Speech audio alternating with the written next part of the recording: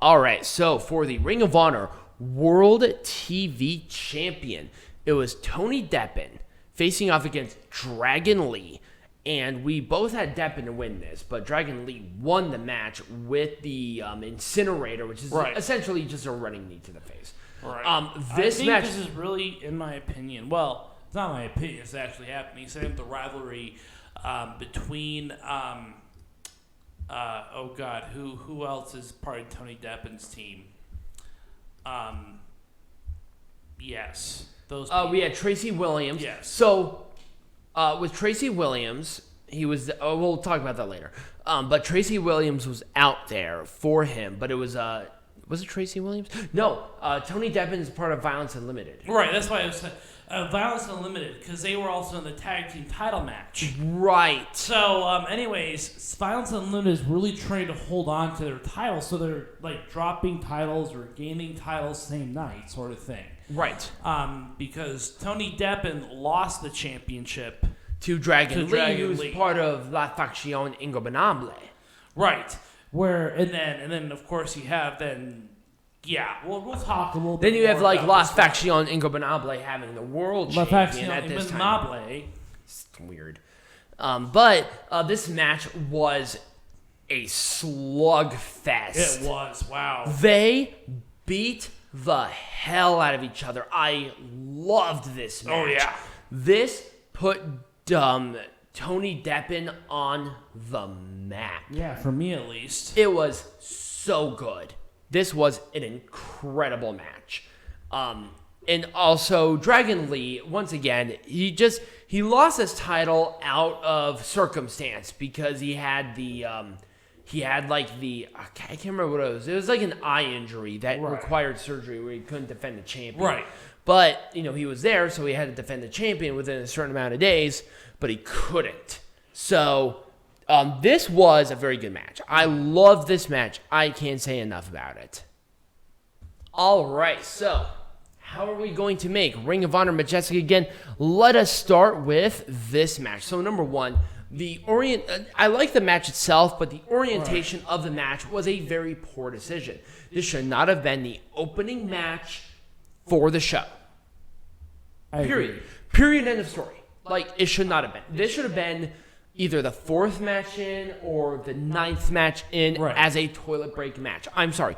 There was not really a big rivalry going into this match. I couldn't care less about this match. It just was there. Right. I just think they want to do a Briscoes match, and it's like, honestly, the Briscoes at that point are a little overrated. Might as well have Jay Lethal and Brodie King. Brodie King, Lee King. Anyway, let's talk about the next one. I'm not going to really give too much fault in this because, number one, I thought the match itself was fine. The rivalry. Well, again, here's the thing about this tag team. Here's the thing about this. It was not about these two teams in general. It was about the factions that they were involved with. Right.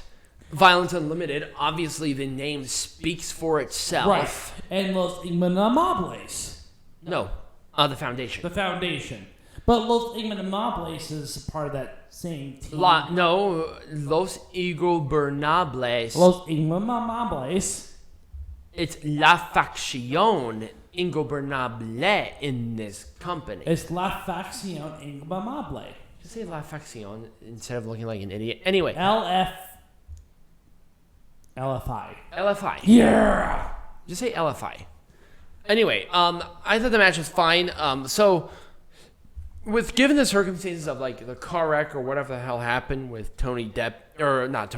with Tracy Williams, and them changing it like twice, it was kind of weird. Right, it was kind of weird. But they did end up pulling off a decent little match. I'm not mad about it. But again, the problem is that it was not about the tag teams themselves. It was about the overall faction. Right. It was fine. So let's talk about... Okay. I really can't say anything about this. You can't make this any more majestic than it was. It was a majestic match. It was a great match. It was a great match. Great rivalry going into it. I love how they're really promoting Dalton Castle, saying, I have things to do. I have this and that. So, it was fun. So Draper, Castle, and Isom, they're not a part of a faction, though, are they? Mm-mm. Whereas the other 3, they are. Shane Taylor Promotions. Right. They're part of Shane Taylor Promotions. So you're giving the 3... I mean, I love it because there's a depth to that tag team division. Right. I mean, it's not even a tag team division. It's a factional division. Right. So I think that what I like about ROH is that there's that depth. But let's talk about the depth. Let's talk about the women's tournament that's happening this month. Who made their debut was Chelsea Green. Chelsea Green made her first appearance, and she unraveled WWE in a sentence. And then she's like, I guess her arm is still hurt. I don't know how. I feel like they botched the surgery or something. But she still has a cast on her arm, so her match is the very last one. Here's the thing. So people are like, oh, why didn't they do a close-up of the Ring of Honor World Champion? Or the Ring of Honor Women's Champion? They're not done with it. Yeah, that was a mock-up. No, it was it was one of those toy replicas of the Ring of Honor World Champion. That's why I said that looks like a smaller version of the Ring of Honor World Champion. But anyways, because it was. Anyways, Chelsea Green took a couple jabs at WWE, which we kind of expect at this point. Whatever, because I guess she doesn't have any talent. Anyway, let's talk about Jonathan Gresham and Mike Bennett. Here's the thing. Mike Bennett should have won. He should have won. I mean, even though I chose Jonathan Gresham, I knew he was going to win, and that was based out of necessity of keeping the belt. Jonathan Gresham is a great representative of the pure division. But Mike Bennett had the story to go into this, and I think it would have been a great feel-good moment for not only him, but for the fans. Even though Mike Bennett's a heel-ish. Right. Isn't Mike Bennett kind of a heel-ish? He's kind of a heel. And Jonathan Gresham. I don't know. With ROH, it's they just don't want Jonathan Gresham to lose, but it's like Mike Bennett would have been the right person to do. Number one, he has a backstory. Number two, he has a talent. There is going to be a rematch. For and he was really popular. There's a rematch. This would have been it. It's best in the world. This is their biggest event other than their anniversary show. They're going to have a rematch. Stupid. So stupid. Stupid. It was. Ooh, let's talk about this one. All right. So, speaking of stupid, why did they not give Bandido the moment with the championship? He beat Roosh by roll-up. I don't care if it was by roll-up. He beat him. Roosh is still a credible number one contender, but why didn't they give him that? I get it. La Faction Ingobernable should have attacked him. That's fine. I don't care. But why not have him have the belt? We did not see a single moment of the new Ring of Honor World Champion with the belt. None. Zero. Besides him laying on the ground and looking like an idiot. Yeah. He looked like an idiot. That is your main representative. Why do you look like a jackass?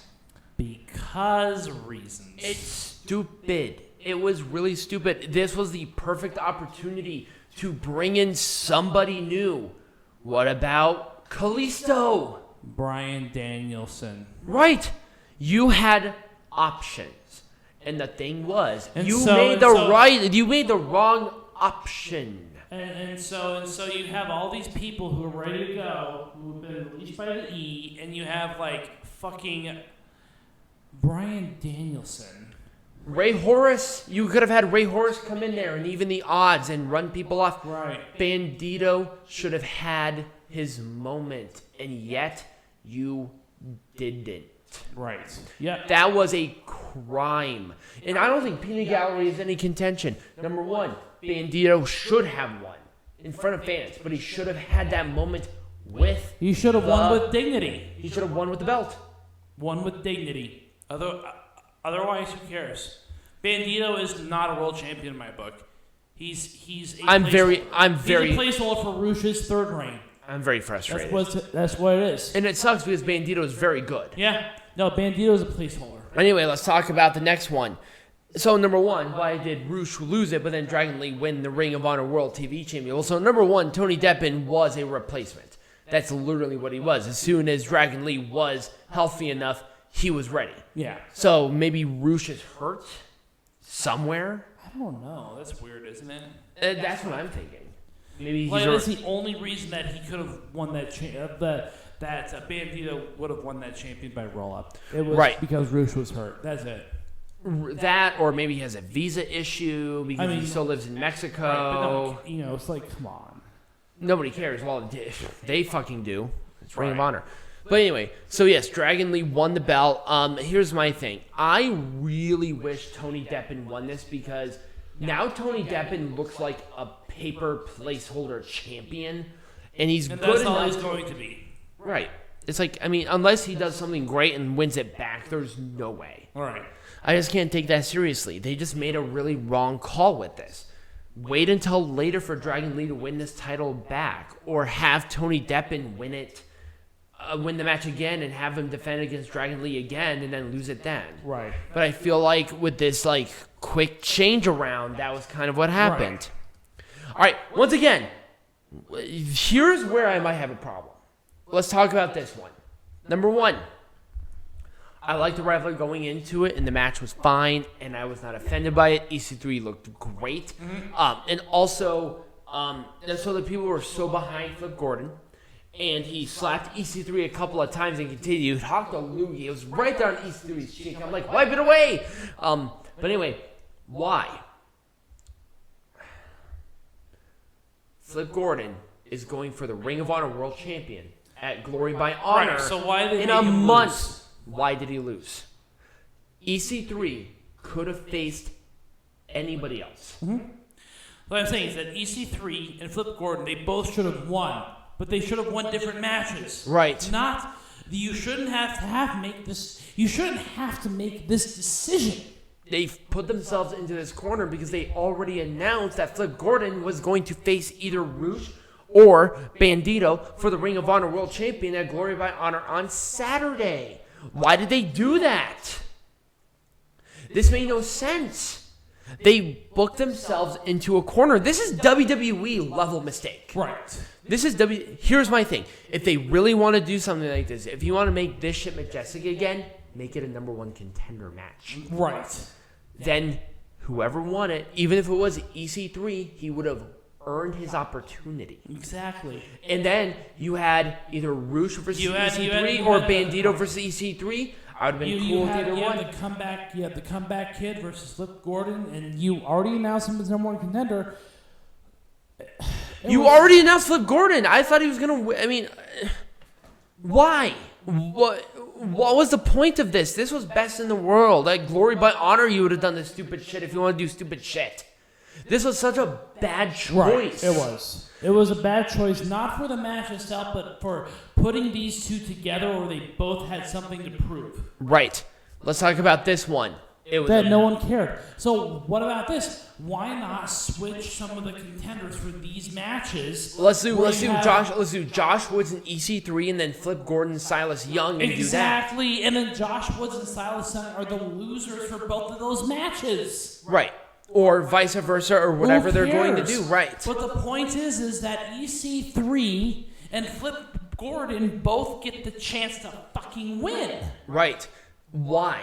Why did they do that? And then, obviously, it was Josh Wood and Silas Young. They had a rivalry. Right. They had a rivalry going into it. The match itself was very, lackluster. It was a wet fart in church. It wasn't very good. It was a fart that you're not trusting. It was a fart. Right. So, it was what it was. I don't know what to do this. I would have done maybe something a little more personal, a little more intense. Maybe book the match a little bit differently, but that's a producer problem, not a booking problem. So, I loved how they booked this. I loved it. Did we talk about this already, Jay Lethal? No? Oh. No, we talked about the result of it later because we skipped over it. So, anyways, Jay Lethal and... This was the right call. Yes. By 100%. Right. Even though you chose Jay Lethal. Jay Lethal was already an established main eventer. He can lose him 10,000 matches. He is the Hiroshi Tanahashi of this promotion. That's true. He can go for any belt, no problem. He is a good person to go for the world title. He was there to put somebody else over. And that's what they needed to do with Brodie Lee. If Brodie Lee lost this, they killed Brodie Lee. Brody King. Brody King. I swear to God. I did that again. They did this so great with Brody King. Do I have to, replace you? No, because you already have your own mic. I would have done the same thing on that one. It wouldn't have made a difference. But they needed to do something with Brody King to make him an established competitor. I'm going to hit you. So How to push him out of the way. right? So the problem is that Brody King needed this win. Jay Lethal did not. And they made him look so strong as well. They did this right. And I'm so happy about this. I wouldn't have changed a damn thing. Right, and I think that covers all of our main show matches, Except for demonic. So okay, let's do the hour one matches. Here's the one thing. I like this match. They did a great job. My problem was, why did they do it here? They should have built a budding rivalry between these two specifically. I was okay with it. They should have built a different rivalry specifically between these two and had this at Glory by Honor. Yeah, I was perfectly fine with it, though. Nah. Yeah. Now, this match should have been on hour one. Danhausen and PCO are the next number one contenders for the Tag Team Championships. Obviously. If they don't do this by Glory by Honor, a lot of people are going to be pissed. I'll be pissed. Oh, there goes some more trash cans rolling around here in the wind. Oh, it's yeah. very windy outside right now. Yep, we're not putting our trash cans out until later. I don't care. I'm actually kind of curious. I might go out there and look at it later. But anyway, other than that, do you have anything else to say about any other match that we have covered when we make Pro Wrestling Majestic again? Not really. I think you did a pretty efficient job of making Pro Wrestling Majestic again. But I want to hear from you guys. Did you watch the show? Let me know what you think about it. What would you have done differently for each match? Comment down below. I'm wrestled out for the week. Yep. So next week. So we're going to do Slammiversary and Money in the Bank. Luckily, they're on two different nights, so we're not going to have an issue about streaming both of them. We are still doing we're going to resume wrestling, and we're going to resume heckling. Yep. And we're going to go with that. We have a very exciting topic for our later in July. There's a weekend where we don't have any pay-per-views, so we're really excited about that. Absolutely. And thank you guys so much for listening. Follow us on social media. All of the links are below this video, and as always, bye! Majestic.